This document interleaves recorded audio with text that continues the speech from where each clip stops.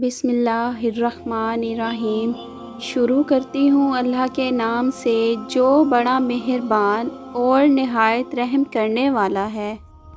یا اللہ، موت سے ڈر نہیں، قیامت سے بھی نہیں، شاید تیرا سامنا کرنے سے ڈر لگ رہا ہے۔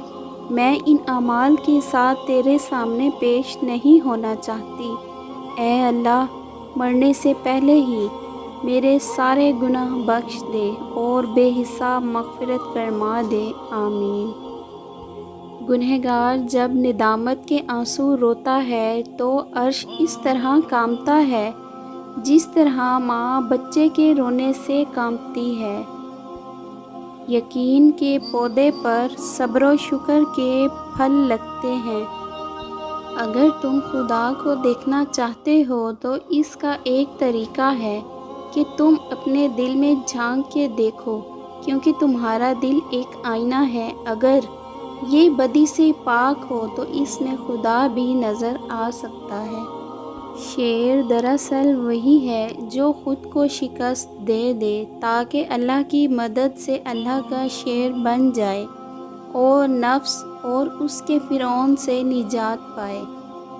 صبر کرنے والے کانوں سے سنو، ہمدرد آنکھوں سے دیکھو، محبت والی زبان سے بولو۔ دنیا حاصل کرنا کوئی برائی نہیں ہے، لیکن دنیا کو آخرت پر ترجیح دینا سراسر خسارہ ہی خسارہ ہے۔ دنیا یا تو خوف سے بھاگ رہی ہوتی ہے یا خواہش کے پیچھے بھاگ رہی ہوتی ہے۔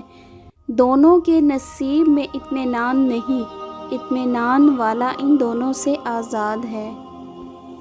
اگر تم قرآن کو آنکھوں سے دیکھو گے تو الفاظ نظر آئیں گے، دماغ سے دیکھو گے تو علم نظر آئے گا، دل سے دیکھو گے تو محبت نظر آئے گی، اور اگر اپنی روح سے دیکھو گے تو تمہیں خدا نظر آئے گا۔ خاموشی سے اتنا ڈرتے کیوں ہو؟ خاموشی ہر چیز کی بنیاد ہے۔ پانی جسم کو پاکیزہ کرتا ہے، آنسو انا کو، علم عقل کو پاکیزہ کرتا ہے اور محبت روح کو پاکیزہ بنا دیتی ہے۔ تمہارا کام محبت کی تلاش کرنا نہیں ہے، بلکہ اپنے اندر ان رکاوٹوں کو تلاش کرنا ہے جو تم نے محبت کے خلاف کھڑی کی ہیں۔ اگر تمہارے پاس بہت ہے تو اپنی دولت میں سے دو، اگر کم ہے تو اپنے دل میں سے دو۔ شک اور خوف دل کی دنیا کو دو حصوں میں تقسیم کر دیتے ہیں۔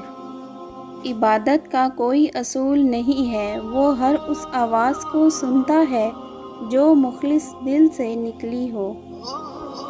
خدا تمہیں پہچان لیتا ہے، چاہے تم کوئی بھی پردہ اوڑھ لو۔ جو تم نہیں کہتے وہ اسے بھی سنتا ہے۔ کل میں چالاک تھا اور دوسروں کو بدلنا چاہتا تھا، آج میں سمجھدار ہوں اور خود کو بدل رہا ہوں۔ ہر اگنے والی چیز یہ بتاتی ہے کہ انسان جو بیجتا ہے وہی کاٹتا ہے۔ اے میرے دوست، اگر تم سمجھدار ہو تو محبت کے سوا کچھ نہ بیجو۔